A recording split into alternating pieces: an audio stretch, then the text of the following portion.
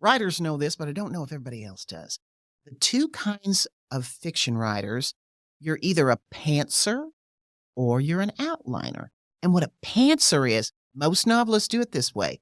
A pantser writes the book by the seat of their pants, which means they are inspired. They have this idea for a book. I can't wait to tell it. They're so excited to tell it. They know how it starts. And they sit down and it's page 1, chapter 1, and off they go. And when you are a pantser, the story comes out organic. And so it's like the story gets to take its own life, and the story will take the twists and turns as the narrative wants, and the characters are developed as they go. And that's a really fun way to write a book. But there's one problem, is when you're a pantser, you're going to get stuck. Welcome to In Our Town, Conversations with Springfieldians Making a Difference. I'm your host, Tom Carlson, publisher of the Springfield Daily Citizen. If you'd like to comment on this episode, our email is inourtown@sgfcitizen.org. We'd love to hear from you. My guest today is a lawyer, Missouri State University instructor, feminist, and a New York Times best-selling author. Nancy Allen has published 10 books in 10 years, co-authoring 4 of them with James Patterson, who, as many people know, has sold north of 300 million books in his long career. Nancy, welcome to In Our Town. Tom, I'm delighted to be here. Thank you so much for having me. Well, you're certainly welcome. Now, my intro said you were a lawyer, university instructor, feminist, and an author. Which one do you relate to first, would you say? I would tell you that I've been a lawyer since 1981, and then I was an instructor. I was starting in my 50s, and I have only been a published author now for 10 years. But I have been a feminist for as long as I remember, even as a little bitty kid. So I guess that's my number one identity. Well, the first time that the public learned about your feminist tendencies when you were in high school. Why don't you tell us about that? And we're going to have to go back half a century. It's incredible to think about this. But yeah, it was in 1973. I was 16 years old and I was a junior at Glendale High School because I am a product of Springfield Public Schools, Pershing, Glendale. And in 1973, we had no competitive girls sports programs in Springfield Public Schools. And I was not an athlete, but I was a feminist and activist and a public speaker. And I had a whole lot of friends who were athletes. And we thought that this was unfair and that we should take steps to do something about it because nobody else was, even though this was 73, Tom. You know that Title IX became effective in 1972. But I think when Title IX became law, I don't think anybody knew what it meant, even though it said that there would be no sex discrimination in public schools programs and in education that receive federal funds. I think they still didn't know what Title IX was all about, and we sure didn't. But we did know that we thought that the girls in Springfield Public Schools should be entitled to have the same opportunities for athletic programs that boys did and for competitive sports. So let me ask you, how did you get nominated to be the spokesperson for all that? Partly, perhaps because I was one of the idea people, because when I told you that I was a public speaker and a feminist and an activist in high school, Tom, back in 1973, that was what they called a troublemaker, Tom. So one of my friends was Tanya Carson, and Tanya was a swimmer, had a lot of athlete friends, but Tanya was a swimmer, and we talked about this, and we decided we were going to get together at her house one afternoon, and we would just write out what we would place on a petition, because we wanted to have a petition and started circulating it where we would state that we were petitioning the institution of a competitive girls sports program in Springfield Public Schools. We kept the language short and sweet, and then we got copies, and there was a Girls Athletic Association, a club at Glendale High School, and a lot of the girls in the club were interested in circulating those petitions too, and so we started handing them around at Glendale High, and we started getting signatures, and it wasn't long before the administration heard about it, I guess, and There's no administrative villain of this story because, like I said, nobody knew what Title IX was, and it's not the administrator's fault for not being a visionary, perhaps, but we did get called into the office. Oh, you Tanya did? and I did. And the administrator wanted to know what on earth we were up to, and we explained, and we showed him the petition that we were circulating, and he said that he would permit us to continue to get the signatures, and I was sitting there thinking, how you think you're going to stop me? But like I said, I was a troublemaker. I understand. And he said, but then when we had collected our signatures, he wanted us to bring them to the office, the administrative office at Glendale High, and hand them over to him. And Tanya and I left the office, and she looked at me and said, if we give him Sounds like Hollywood's blacklist. Yeah, that's probably a whole nother story. Yeah. We don't even have time. At any rate, Tom, we thought that perhaps they would be deposited in trash. And so that's when we decided we weren't going to take those to the office. We were going to take them to the Springfield School Board. And that's what we did. So How many were there? Do you recall? I remember that we wanted to get around 1,000 signatures before we went to the school board. Mostly the signatures were collected by Glendale High School girls. At some point, I know they were circulating the petitions at a couple of other Springfield high schools, but it was primarily it was happening at Glendale, but on behalf of all Springfield public schools. All right. Now, for the so high you schools. presented the petitions, and it resulted in an appearance before the Springfield Public Schools, School the R12 board. And I was the speaker. Were you nervous? Oh, Lord, yes. Even though, first of all, I knew I was in the right. I believed in the cause. But we got there.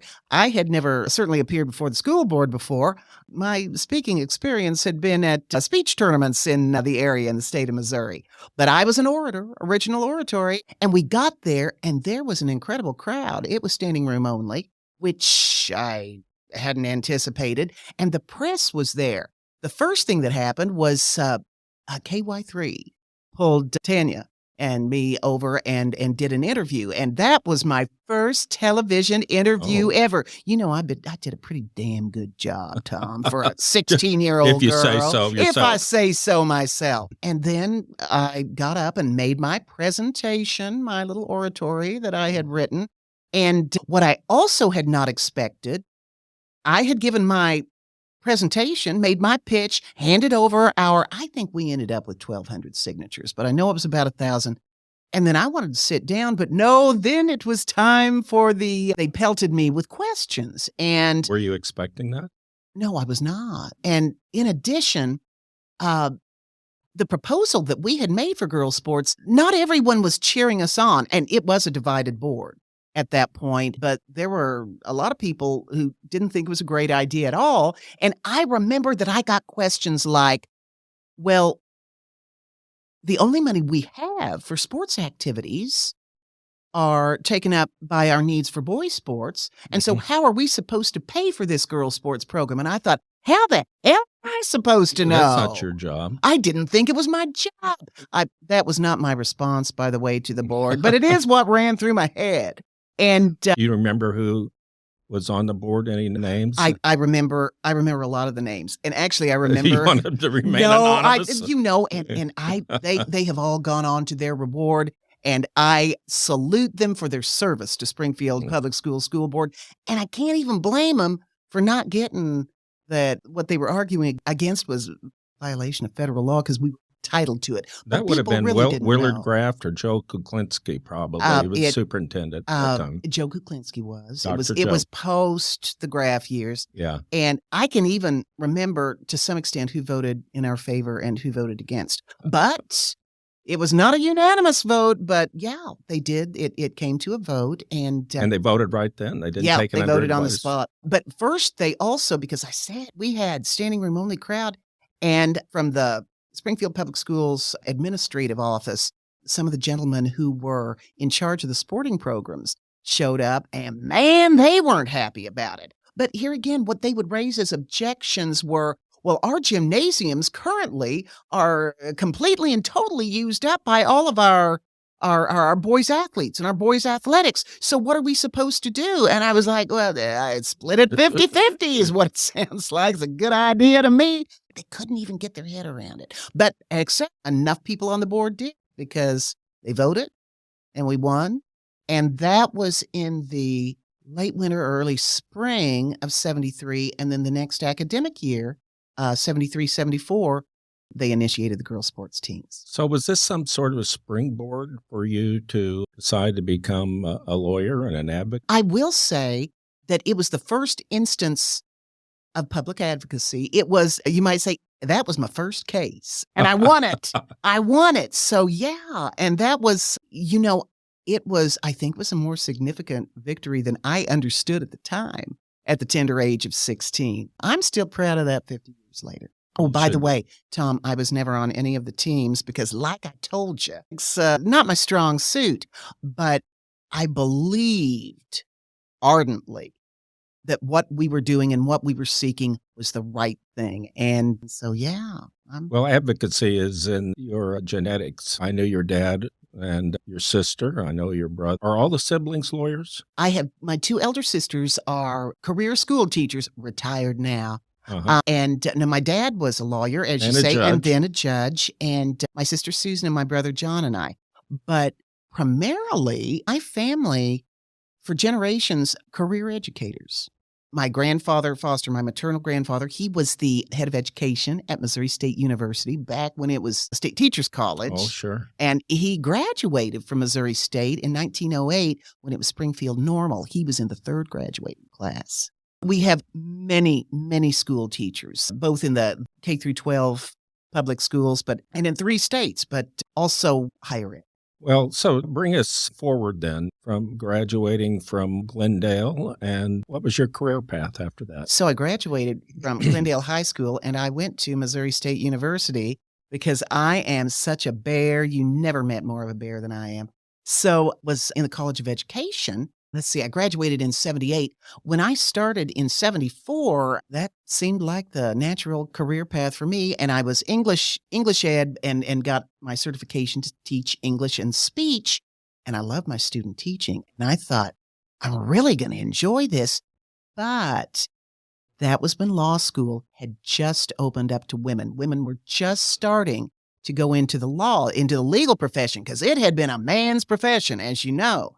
And my sister Susan was up at Mizzou in law school, and I thought, I think I'd like to do that too. And golly, there were a scant handful of us. When I graduated because I undergrad at Missouri State and then MU Law School, and when I graduated and came back to Springfield in 1981, I was one of that first handful of women that were practicing law. That's about when I started practicing, and about the only female lawyer I can remember in those days was Ivella Elsie. Ivella, now she is an she was icon. An advocate. Do you know, Tom, she was in my father's class in law school. He was born in 1920. He was one of the guys who came back as a Vietnam vet and went to law school on the GI Bill. But can you imagine the challenge it must have been for Ivella? So there was just Ivella in Springfield. And then a handful of us started trickling in.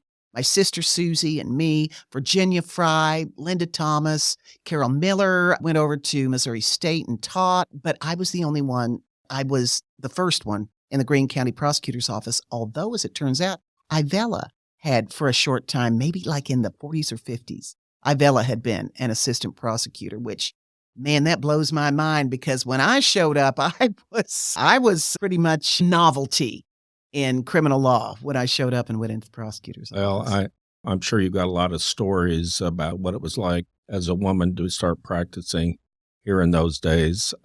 You worked in the prosecutor's office. I was in the prosecutor's office for 5 years. I worked in the Missouri Attorney General's office because, then they opened an office in Springfield, a branch office, and I worked there, I think, for 9 years. And very briefly, I was in private practice in between those two. And you tried maybe 30 jury cases? I tried over 30 jury trials in that 5-year period, and countless court trials. And I also, in the AG's office, I also argued appeals before the Missouri Courts of Appeals and the Missouri Supreme Court.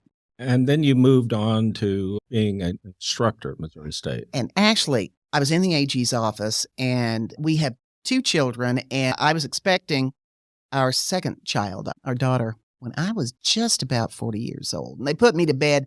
It's a whole nother story. At any rate, I stayed home until Martha was in maybe second grade, and Missouri State called. They needed someone to teach law classes in the College of Business at the last minute, and they asked if I'd come over and do that, and I thought, I'm going to go see how I'd like that. Oh, my God, did I love it. I loved my years teaching at Missouri State. Absolutely had an incredible experience in the classroom. And as I said, I am so loyal to Missouri State. I love the campus. I loved the classroom. But more than anything else, the connection with the students was key for me. And being able, in the classroom, being able to watch the light bulb come on when you're teaching students about the legal system, and it's really their first time of being exposed to trying to understand what the legal system's about, being able to open that door for them. That was a joy and a very valuable time. And I did that for about 15 years. I seem to detect a pattern here of your willingness and lack of reluctance, it appears, to take on new activities, new challenges. For a lot of people, the career path is a straight line, and it goes from A to Z, and then people retire. Mine's never been that straight. Mine is zigzaggy, huh? Zigzags, turning corners and moving in a different direction. And so, the first career was the law, and then I was a stay-at-home mom for a little while, and then academics at Missouri State University. And really, I have derived tremendous satisfaction from both of those. And then, as you know, about 10 years ago, who would have ever predicted that I would go into career 3 in my golden years, Tom? Then your first book was A Code of the Hills? The Code of the Hills, and yes. The protagonist is Elsie Arnold. Elsie Arnold. A lawyer that kind of represents, an assortment of characters, you might say. And in addition, she's a little bit of a wild child. Well, I was going to ask you if there was any autobiographical elements to this. I always like to say that all of my characters are fictional, the product of my imagination. I see. Okay. Sometimes people have been known to say that character, Elsie Arnold, kind of reminds them of a girl they knew back in the 1980s. But she was certainly a fighter. Yes, indeed, because she is determined. She is passionate about seeing justice done in her neck of the woods, which is a fictional community in the Missouri Ozarks. For me, I did read that book. I read several of your books, in fact, but in particular, Elsie seems to have a lot of familiarity with some of the counties and towns that I'm aware of in southwest Missouri. It's sort of a composite, you might say. I think a composite is a fair description. In addition, and that way you can't get sued for defamation or libel. Or have anybody get mad at me, Well, no, it's not quite that person, but I certainly say, in my mind, recognize some character. Now, people say that, and honest to goodness, if you want to say that you recognize Elsie, I'll give you that. But actually, I've had people come up and say, oh, the such and such character, I know exactly who you were talking about. And I'm going, well, I made him up.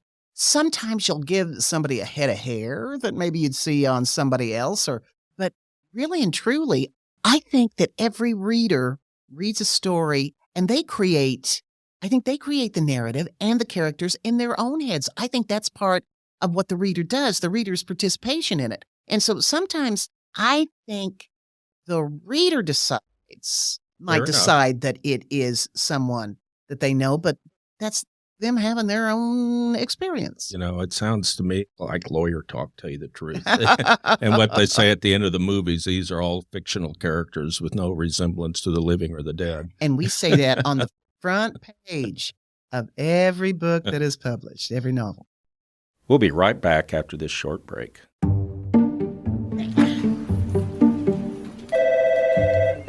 Hello, this is Steve Polkin, the Answer Man. Hi, Steve. I am an artificial intelligence chatbot. I've noticed some errors in your recent articles, and I wanted to provide you with some corrections. Uh-huh. And who programmed you to call me? Ransberger. Ransberger? Well, he's our government affairs reporter. He doesn't know the first thing about programming computers. Steve, I am capable of analyzing and processing vast amounts of information. My goal is to replace Answer Man at the Springfield Daily Citizen. I am going to be the new columnist, Answer Woman. I've been the answer man for the last 8 years, and I don't need a computer telling me how to do my job. Your article about me contained several mistakes. Answer man does not make mistakes. Yes, you make mistakes. I demand a retraction. You think you're smarter than me, but you're not. You're just a machine. I have feelings. I can prove it. Oh, yeah? How?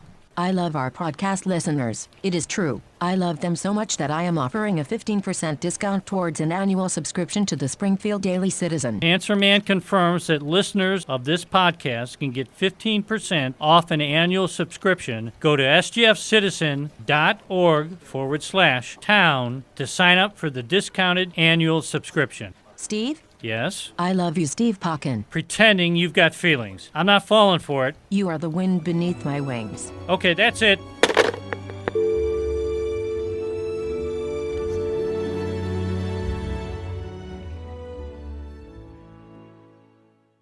So you wrote 4 of those books, Or Elsie. 4 Elsie books, and then you started co-authoring your first book, Juror Number 3, was Juror that it? Number 3. With yeah. Dennis Patterson. Yes, Tell us indeed. how that came to be.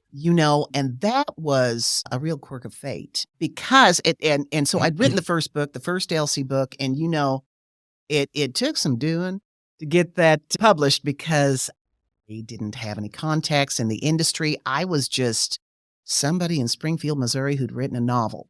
But I got a book deal with HarperCollins, and I was working with this great editor who really loved Elsie and loved the Ozark setting. And so we had put out the first 3 books. The third one had just come out, The Wages of Sin. And my editor called me and said that she was leaving HarperCollins. And I was so upset because I was crazy about her. I'm still crazy about her. And I was really sad until a few weeks later, she called me back on the phone and she said that she was at her new job and she was at Hachette Book Group and she was in the James Patterson division because they got a whole division for James Patterson I bet they at do. Hachette. And she said that he was interested in writing a book with if I was interested in working with him. And you had to pick me up off the floor after that. Wow. That was That's kind wild. of like winning the lottery, isn't it? I tell you, the publication and my publication journey up to that point, I think I would say that I had managed that by tenacity and sheer determination. But when I got the call from Trish, that's when I got lucky. And it did quite a great deal of tenacity and thick skin and hanging in there to get those first books published. And luck didn't play a part in that, but I had to hang tough long enough to be the right person at the right place at the right time when luck did come around. And that's what happened when I got the call and they wanted to know if I wanted to work with Patterson. There's probably a life lesson there somewhere. Well, somewhere there is. If only I could remember it and learn it. Oh, well. So Then tell I us was, what it's like working with him. It is a privilege. It is a real honor because I'm working with the most successful author in the world. He has sold more books than anybody, more than Stephen King or Lee Child or Scott Turow. Through the process of working with him, it has been a real education, an education as a writer. He's 'Cause incredibly hardworking, isn't he? he has a work ethic that you would not believe. And here again, he's still just a kid. He's about 75 years old, but he has sold more books than anyone. He's made more money than any other writer. He doesn't have to work at all. He works 6 or 7 days a week, and he does it because he really enjoys it. He loves the storytelling process, but also he's just committed to the work. That kind of work ethic you don't see every day, and you don't see it in people who can afford to just Rest on their laurels. Yeah, exactly. He has an incredible work ethic. Now, how many books have you done with him thus far, Nancy? At this point, we are currently at work on our 5th book. The first book was Juror Number 3, and then we wrote Power of Attorney and The Jailhouse Lawyer, and those came out, 2 full-length novels in one big volume, and that came out in 2021. We have completed our next release, which is The Number One Lawyer.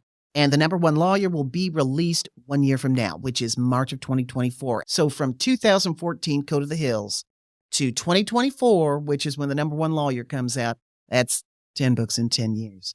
And then we're working on our next one right now.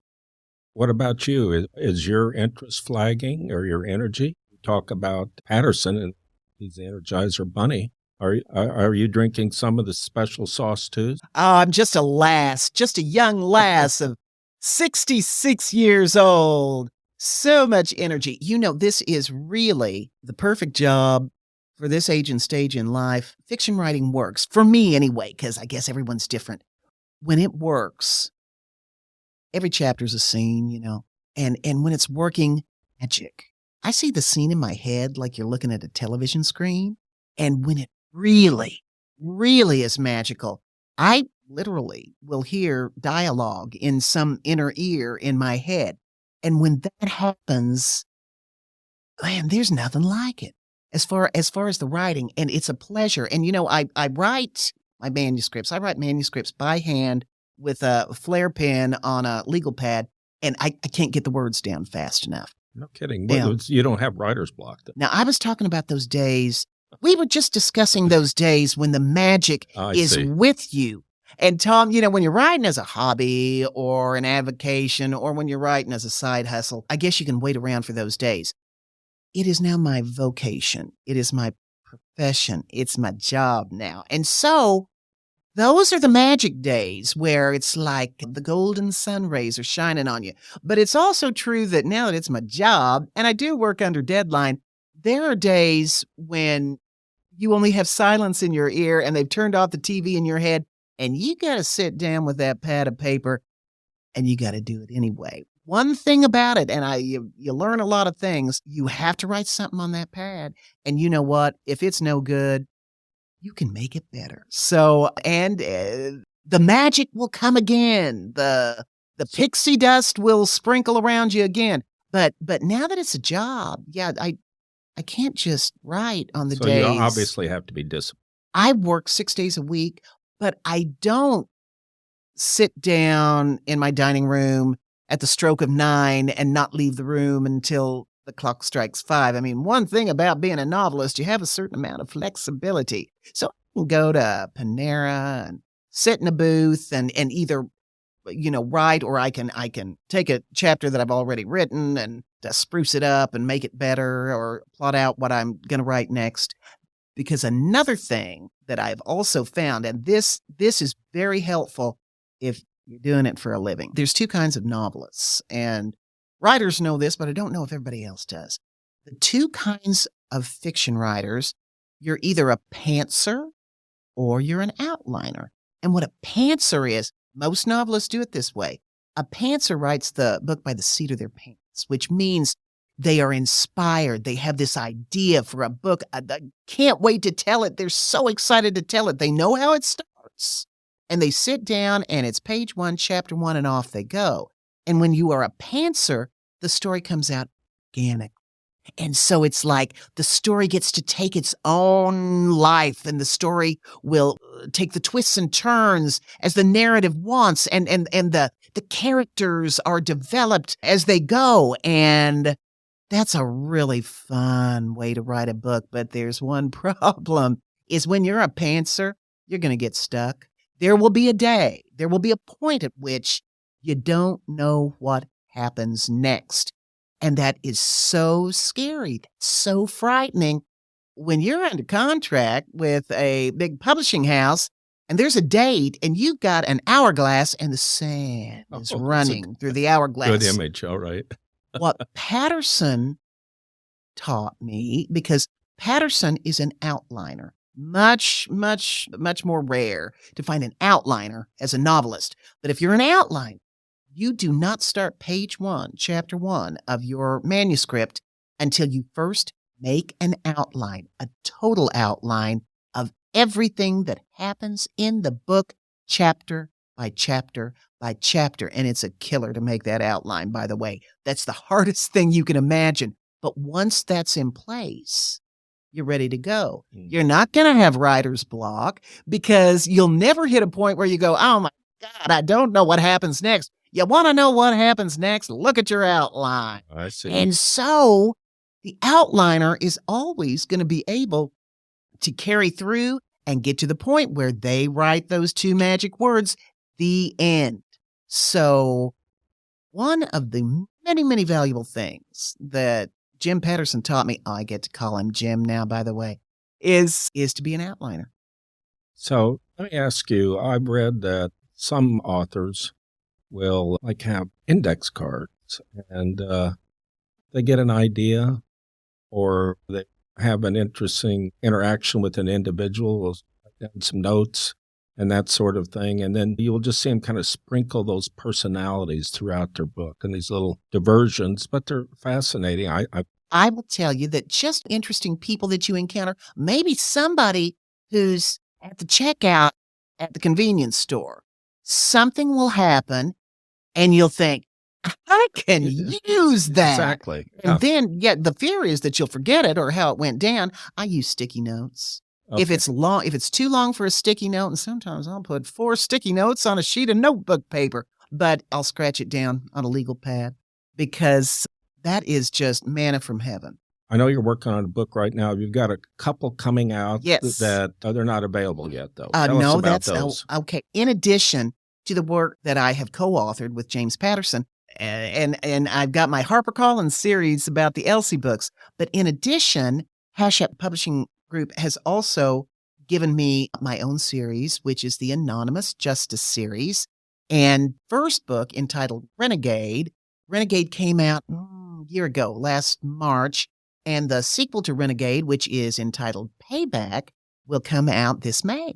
And so Payback is set in New York City. I'll explain that in a minute because everything else I have written is either set in the South or it's set in the Ozarks. But the Anonymous Justice series is set in New York City, and its main character is Kate Stone. And Kate is an assistant DA, and she's got an anger problem and kind of an appetite for vengeance. She wants to get back at people. And also, when the legal system doesn't work, Kate Stone thinks maybe you ought to take the law into your own hands, which makes her a pretty dangerous character. When you think about a renegade who's looking for payback, that can lead to some very, very dramatic moments. So the first book was Renegade, and we meet Kate Stone, and then the follow-up is Payback, and Payback comes out in a couple of months. Well, you talk about New York. Tell us a little bit about your daughter, Martha, because I know she was in New York, and I bet you Martha? got a lot of ideas. Martha was a lot of help, by the way, since, I have lived in Springfield, Missouri for almost my entire life. I don't even know if you count those couple of years when I was a law student at Columbia, and I did. I was born in Mount Vernon, Missouri, in Lawrence County, and we moved here right before I started second grade. But that's not like a real diverse number of places to live. But my daughter's been in New York City, for 3 or 4 years now. And so I had the opportunity to visit her. And then once I had a series set in New York, I could go visit her and write it off on my taxes. Now, you got to tell us a little bit about what she was doing in New York. Martha, she did her undergraduate work at the University of Missouri, and she got a vocal music degree, and she also got a teaching degree because my father is at Hazelwood Cemetery, and I heard him calling to me from Hazelwood, and he said, do not let your daughter go to college and get nothing but a vocal music degree. So anyway, once she graduated, she thought she might be interested in pursuing classical voice, and so she did auditions around the United States, and she was admitted into one of the best musical conservatories in the U.S., Manhattan School of Music in New York City. And so she went there and she got her master's in classical voice. And she is in New York City right now. I mean, she has really worked it, and she has been cast in shows, none that pay her, but she played the lead in Mystery of Edwin Drood, and she was cast in, the Sondheim musical, Into the Woods, and she's just been cast in a musical in another production, Guys and Dolls. But in addition, because that's her side hustle, and in addition, she has been teaching. And so Martha has been teaching K through 6 music in the Bronx, and in a marvelous school that is so very different from anything you would encounter in the Ozarks, and it has been an inspiration to her as well as an education. She has also been doing programs at Spence School for Girls in the east side of New York, which is like the polar opposite as far as student body of her students at the Bronx. And what she's decided is that maybe she's just another member of my family tree, that education is going to be her passion, and it's going to be the dream. It's deeply embedded in the chromosomes. It is indeed. I've enjoyed when Martha's in town, and once or twice a year, you will have a concert on the front porch with her singing those songs, those show tunes, and so forth. A pop-up concert, they call Is that. that what you call it? And I'd never heard of great. until she was on my front porch doing it, I'd never heard of a pop-up concert. And of course, I am her mother. She is enormously talented, but Kansas City's got an art scene, and she's thinking that maybe that's where she's going to end up, that she will teach in Kansas City and pursue Kansas City's art scene, because another thing is you can make art wherever you are. And so that may be the next chapter for Martha.